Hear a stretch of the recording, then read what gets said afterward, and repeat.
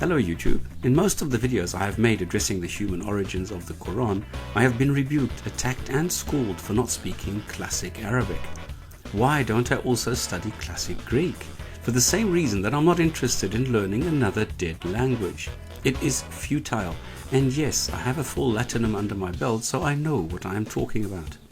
If the Quran claims it is intended to be clear and precise for all mankind, then it should be clear and precise in all languages that this God claims it has invented.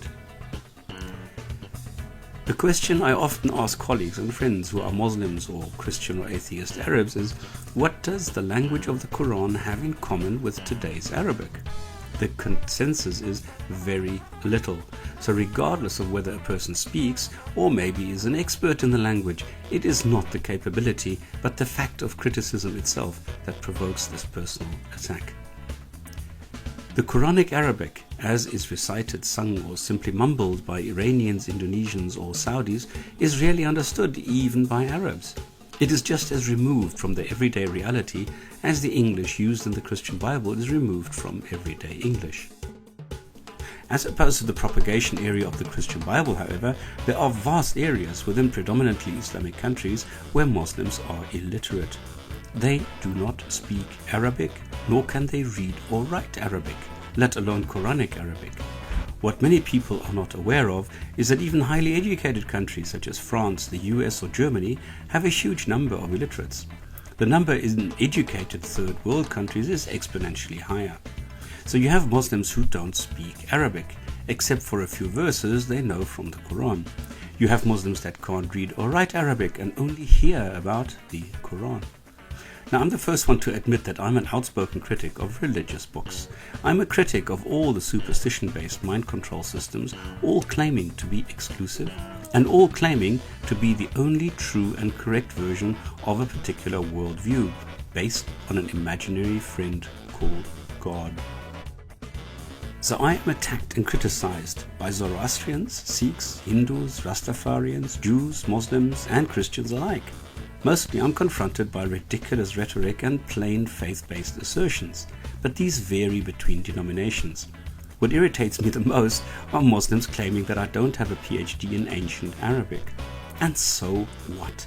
Is the Quran the direct revelation from a god or not? If yes, it should bloody well be perfect in any language, particularly since it is intended for all mankind, not just scholars in two areas, the Arabic language and the Islamic religion. Now, my suggestion to overcome this problem is the following.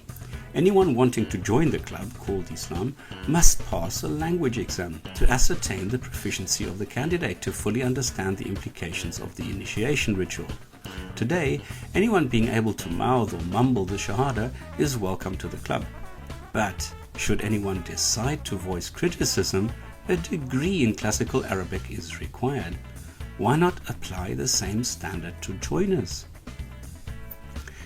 Is this what a perfect God would want? Or is this what a used car salesman would want? Is this what a snake oil peddler would want?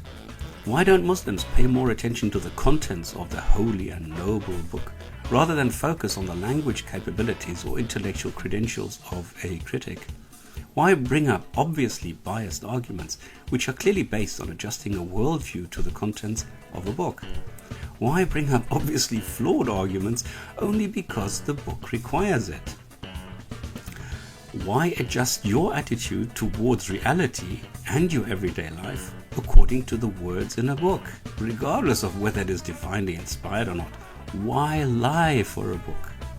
And please stop accepting converts into a contract they can't understand because they have no knowledge of the Arabic language or who can't read or write Arabic, classical or ancient Arabic at that.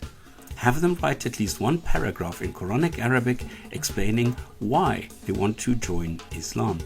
And for heaven's sake, stop using the stupid, ridiculous, dishonest, and outright absurd argument that you can only criticize a religion and its book if you are an expert in the original language. Now, for all those that still have not understood what I'm doing, I'm trying to knock the Quran, and every religious book for that matter, off their self-erected pedestals, Religious books are man-made and do not deserve any special treatment or reverence, no matter how much their defenders demand it. The Quran in particular does not have divine origins, does not contain scientific miracles, is not inerrant and has variants. Live with it and learn to adapt to reality.